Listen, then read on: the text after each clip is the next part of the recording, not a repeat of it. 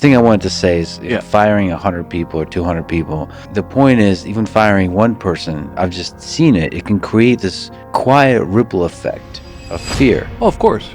That single firing of a faculty. Oh, absolutely. I don't know, man. My thing is, why do we keep force feeding these ideologies down people's throats?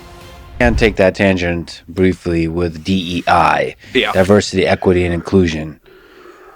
What is the good and what is the harm of such programs?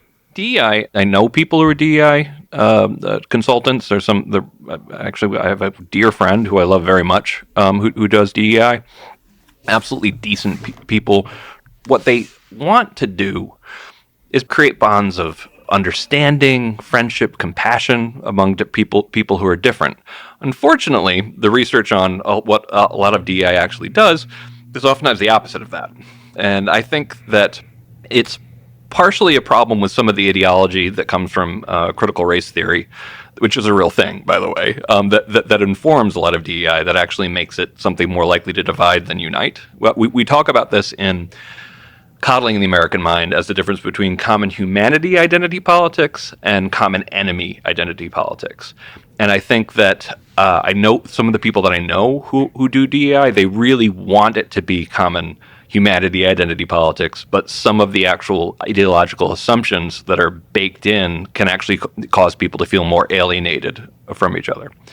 Now, when I started at FIRE, my first cases involved 9/11. And it was bad. Professors were getting targeted. Professors were losing their jobs for saying insensitive things about 9/11, and both from the right and the left. Actually, in that case, actually sometimes a lot more from the right.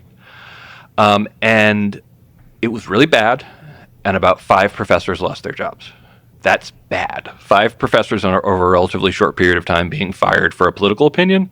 That's something that, would get written up in any previous decades. So I don't really know who Greg Lukianoff is. He might be a professor of some sorts, and I know Lex Friedman does YouTube or whatever.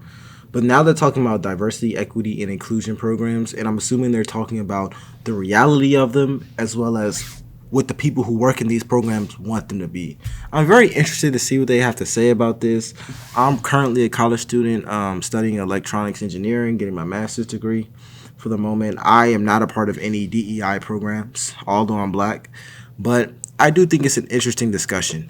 Without further ado, let's get back into it. We're now evaluating how many professors have been targeted for cancellation between 2014 and middle of this year, July of 2023. We're at about well over 1,000 attempts to get professors fired or punished, usually driven by students and administrators, often driven by professors, unfortunately, as well. About 2/3 of those result in the professor being punished in some way. Everything from having their article removed to suspension, etc. About 1/5 of those result in professors being fired. So right now it's almost 200. It's around 190 professors being fired. So I want to give some context here. The Red Scare is generally considered to have been from 1947 to 1957. It ended, by the way, in 57 when it finally became clear, thanks to the First Amendment, that you couldn't actually fire people for their ideologies. Prior to that, a lot of universities thought they could. This guy is a very doctrinaire communist. And what happens today is universities still fire people for their ideologies. Businesses still fire people for their ideologies. So the fact that this is literally illegal tells me a lot, because I didn't know this was illegal.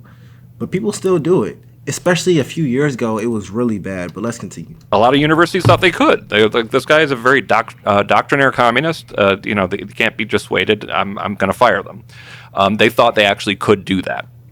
And it was only 57 when the law was established. So right now, these are happening in an environment where freedom of speech, academic freedom are clearly protected at public colleges in the United States, and we're still seeing these kind of numbers.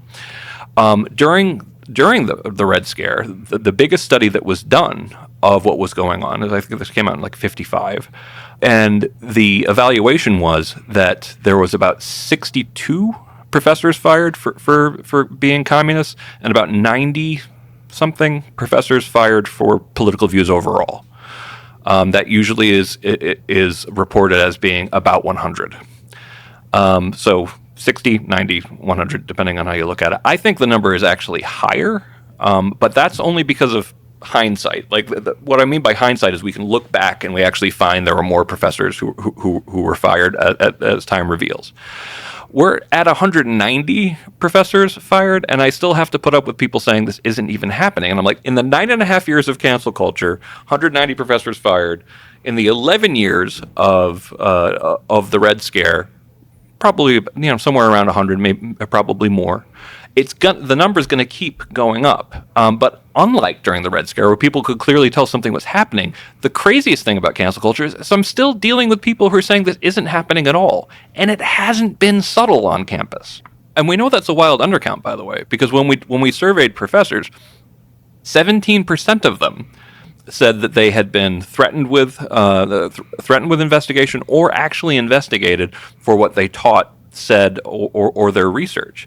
And 1/3 of them said that they were told by administrators not to take on controversial research. So, like, extrapolating that out, that's a huge number. And the reason why you're not going to hear about a lot of these cases is because there are so many different conformity-inducing mechanisms in the whole thing. Yeah. And that's one of the reasons why the idea that you'd add something like requiring a DEI statement to be hired or to get into a school under the current environment is so completely nuts. We have had a genuine crisis of academic freedom over the last, particularly since 2017. And I will say this, here's the problem with DEI and the way that's operating today. If you have a school or a business that primarily focuses on DEI, then you're not focusing on your main task. And in this instance, an example of a school not focusing on its main task is a school not focusing on education. And considering that America is in some sort of education crisis right now, to the point where the Conservative Party is genuinely considering getting rid of the Department of Education because they are subjectively not doing their job, these type of crises come from when you focus on the wrong things. In DEI, in this example, when you're forcing your professors or you're forcing your teachers to write DEI statements, when you're forcing every organization in your school to have a DEI compartment, you're focused on the wrong thing. We should be focused on building the most excellent students possible. And obviously, we aren't doing that right now as an entity. Corporations are the same. When you're focused on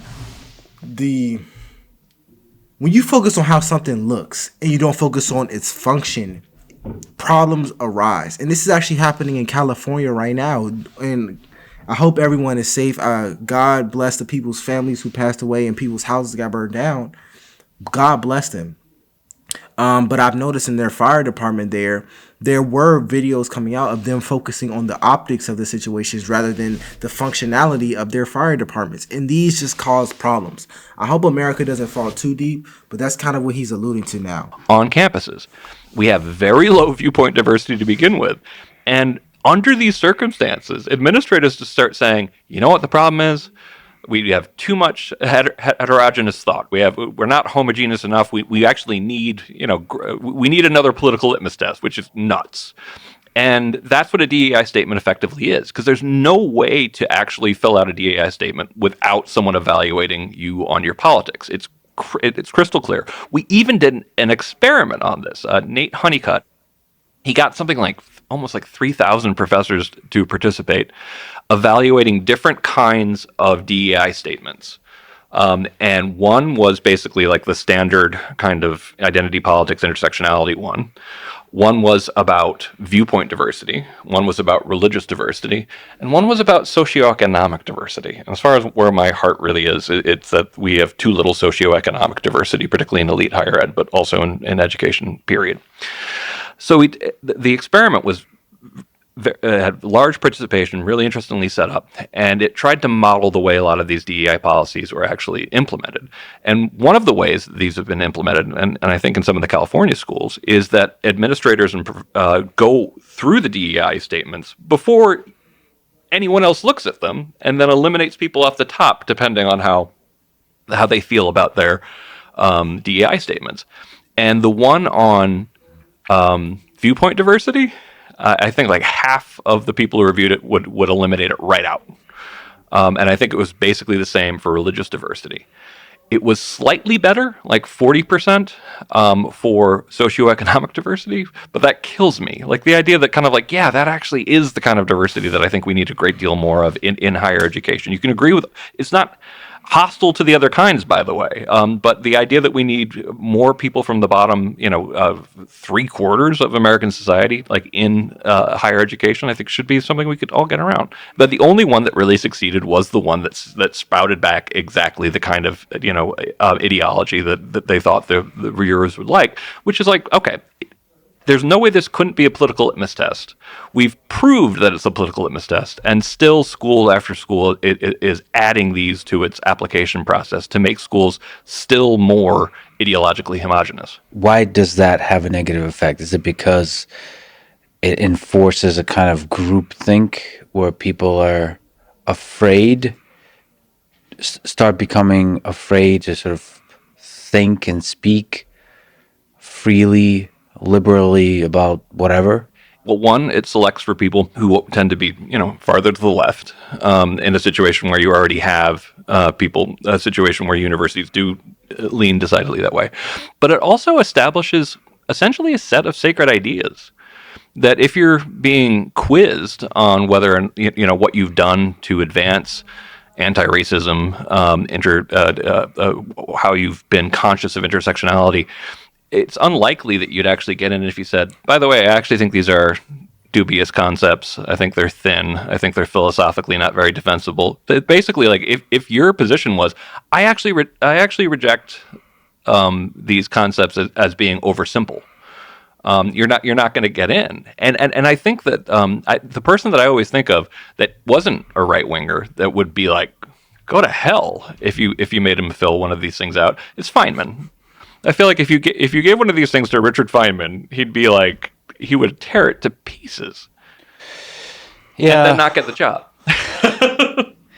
Yeah, there's some element of it that creates this hard to pin down fear. So you said like the firing, the thing I wanted to say is firing 100 people or 200 people.